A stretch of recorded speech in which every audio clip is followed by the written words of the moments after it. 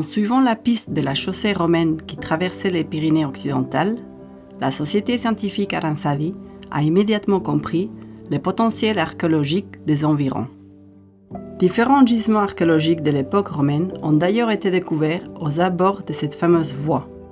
Les termes d'Arzi, les bornes miliaires de Sandueta et de Mugarriluce, les gisements de Saldua, les fibules et les monnaies des ravins de Lusail de Valcarlos ne sont que quelques exemples des plus récentes découvertes effectuées dans ces vallées.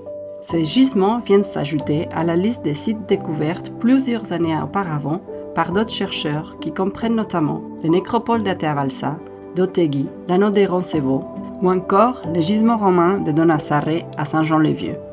Conscient de la richesse patrimoniale et du potentiel de ces territoires montagneux, Aranzadi a élargi son équipe et étendu ses objectifs et ses recherches en tissant un réseau de communes de deux côtés des Pyrénées.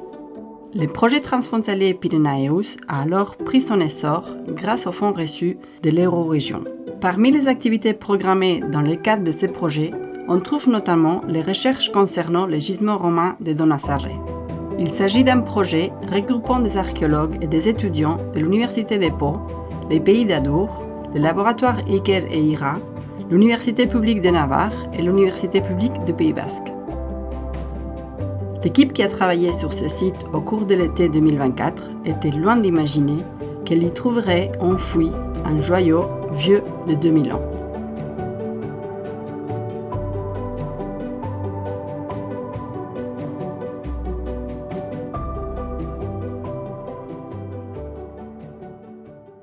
Donasarreko indusketa arkeologikoa 2024ko kainaren amaieran egin genuen. Kanpaina motxa izan zen, baina nahiko emankorra. Izan ere, bi zundaketa egin genituen, aurretik egindako geofisikako lanetan oinarrituta, eta horietako zundaketa bat egin genuen eraikin handiago baten, gela baten barnean. 5 egunetako indusketa izan zen, baina azken aurreko egunerako dagoeneko identifikatua genituen, murruak edo paretak, zorua, uharriz eginikoa, eta zoru horren indusketan ari zirela Suberri eta Mikel lankideak konturatu ziren objektu distiratsu bat zegoela.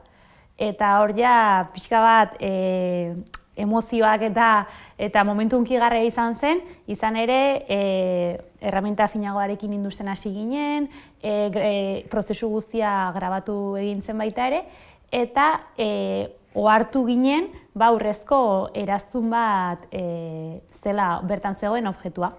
Atera genuenean, pixka bat eskuetan izan genuenean eta garbitu genuenean, konturatu ginen Zalduakoaren oso antzekoa zela.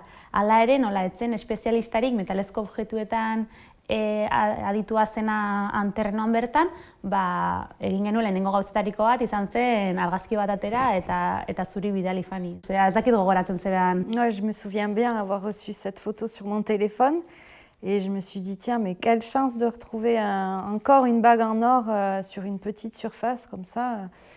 Mais c'est vrai que sur le moment, je n'ai pas reconnu le motif de l'intaille sur cette bague, à savoir que c'est une très belle bague en or, très bien conservée, avec une incrustation en pierre, donc c'est ça qu'on appelle l'intaille.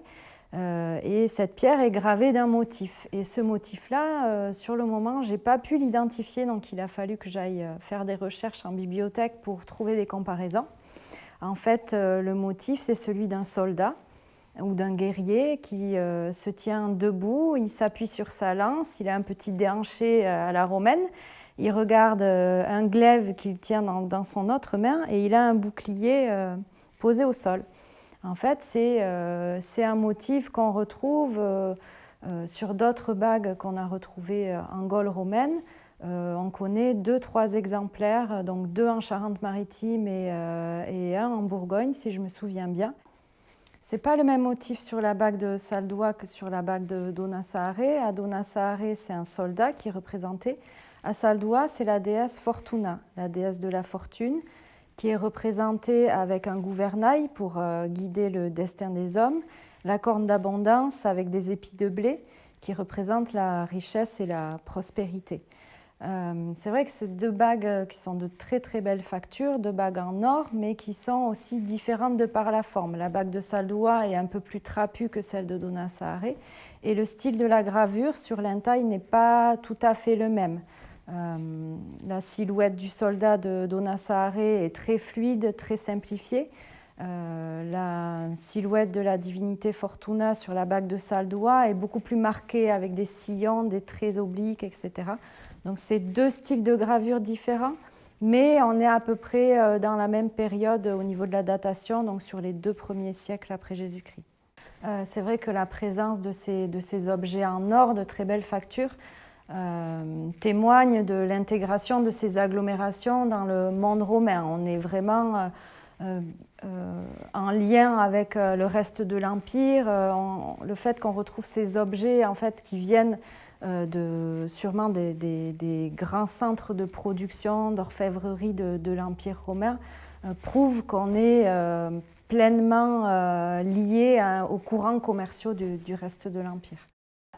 Lurralde honetan topatzen ditugun kokaguneetan edo, badaudela azpiegitura batzuk guztiz kultura erromatarraren barnean kokatzen direnak, horren adibide izango dira termak, eta eraikin horiek badutela amankomunean bai hastapena, hau da eraikitzen diren momentua, galtzada eraikitzen da lehenik, ondoren hasten dira garatzen herrigune hauek eta herrigune hauetan termen eraikinak edo azpiegiturak eraikitzen dituzte.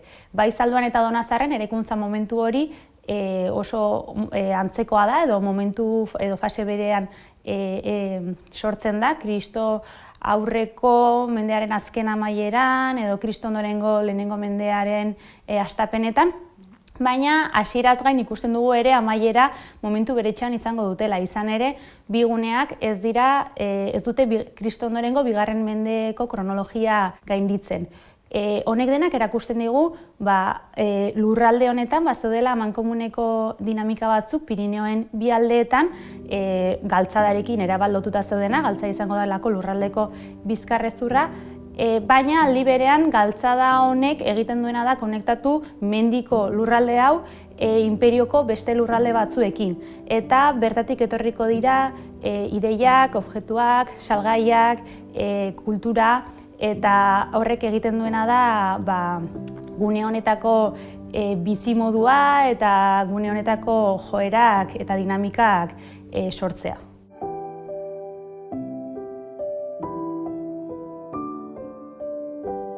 Lan horiek hasiak izan dira Jean-Luc Tobi Drakekoarekin 1975 dela 100 bat urte, baginakin bazela hori kanpamendu hori, eta ordian hasiak izan dira ikerketak, hartu zituen herritar gazte zonbait eta beste herritaritik eta aniz denboraz izan zitean miaketa horien iten.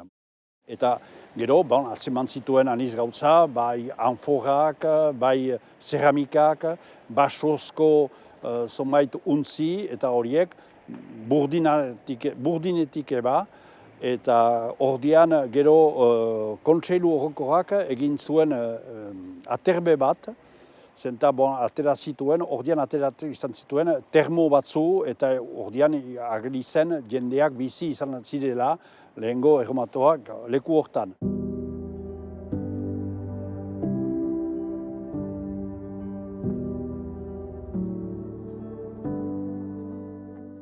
Bueno, nik uste dut proiektu interesgarri bat dela, ez? Haunitzetan erraten dugulako Pirineoaren bi aldeak nolabait lotu behar ditugula, ez? Zeren oso gertu gaude, sozialki herri oso antzekoak gara, abeltzaintzan oinarrituak, bi alderdiek ditugu ere erronka mankomunak, ez?